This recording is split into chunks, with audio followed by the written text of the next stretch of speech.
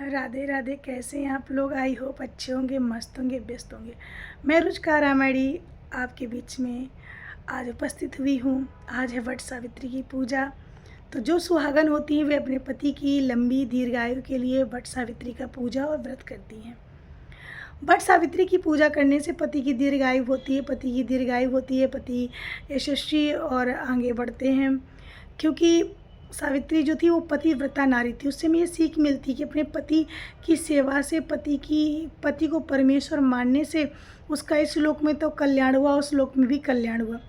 पतिव्रता होने के कारण उसने अपने यमराजा से भी अपने पति के प्राणों को वापस ले लिया और अपने ससुर की आंखें वापस ले ली और खोया हुआ राज्य भी वापस मिल गया और 100 पुत्रों की माँ बनी।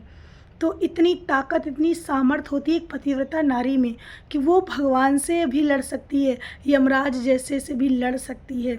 इतनी सामर्थ होती है क्योंकि जो स्त्री होती है ना, वो अपने को समझ नहीं पाती कि वो क्या है, क्योंकि स्त्री ज्ञान गुण शक्तियों से भरपूर होती है। ज्ञान गुण शक्तियों से भरपूर होती है, लेकिन वो अपने अंदर के उस शक्ति को खोजना चाहे तो खोज सकती है। हर स्त्री के अंदर वो शक्ति, वो ताकत, वो सामर्थ होती है। तो मैं कहना चाहती हूँ, कलयुग में जो हमारी माताएं बहनें हैं, अपने पति को परमेश्वर मानो, पति की सेवा करो। पति की सेवा में सब कुछ है। एक ऊपर वाले का भरोसा करो, दूसरे अपने पति का सेवा करो। ये पति ही कमा के खिलाता है, पति से ही हम अच्छे लगते हैं। और कहा जाता है नारियाँ 4 प्रकार की होती हैं, रामायण में बताया गया है।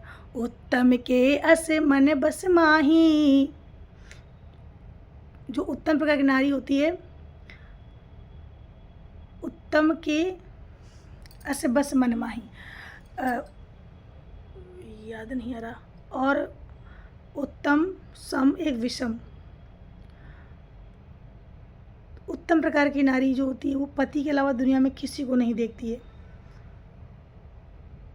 ये चौपाई दिमाग से उतर गई है मेरे। और मध्यम पति, परपति देखें कैसे, भ्राता पिता पुत्र निज जैसे।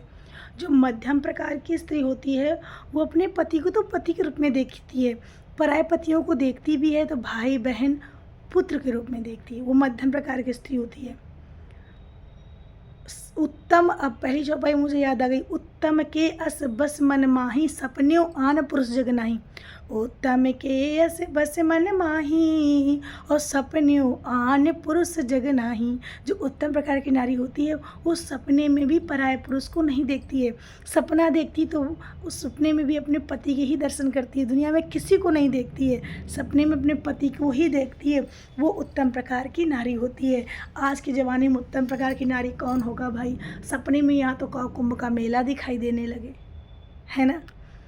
तो सावित्री, अनुसुईया ये उत्तम प्रकार की नारी हुई। अगर रात में सपना भी देखती तो अपने पति को ही देखती हैं, तो वो उत्तम प्रकार की नारी होती है। मध्यम प्रकार की नारी जो अपने पति को तो पति के रूप में देखे, पराये पुरुषों को देखे तो भाई बहन पुत्र के रूप में देखे, वो नंबर दूसरे प्रकार की नारी होती है। उस कैटेगरी में हम सब लोग आते हैं। और तीसरे प्रकार की नारी जिसका मन तो बड़ा चंचल है, करता है डिस्को जाएं, होटलबाजी करें, ऐश करें, आराम करें, लेकिन घर की देहरी की बाहर किसी वजह से नहीं जा पाती, उनकी रक्षा हो जाती है। एक सबसे नीच प्रवृत्ति की स्त्री होती है कौन? जो स्त्री अपने पति के होते हुए भी पराये पतियों से प्रेम करती है, वो सबसे खराब स्त्री होती है। वो स्त्री रोरो नाम के नरक में जाती है। रोरो नरक किससे कहते हैं? वहाँ हड्डियों का, पीप, मांस का एक रक्त होता है, उसमें डुबा डुबा के उनको मारा जाता है। इसलिए पति पंचक परपत रत करही, रौरो नरक कल्प सत परही। जो अपने पति के होते हुए भी पराये पतियों से प्रेम करती है, अपना प्रेम अपने पति को ना देकर पराये पतियों को देती है, वो स्त्री सबसे खराब होती है, नरकगामी होती है, वो रोरो नाम के नरक में जाती है। ऐसी स्त्रियों से सावधान रहना और 4 हाथ की दूरी बनाकर रखना। ऐसी स्त्री एक छुरी के समान होती हैं, खराब स्त्रियां होती हैं। तो इसलिए पति की सेवा करो। पति से बढ़कर कुछ नहीं है, वही कमा के खिलाते हैं।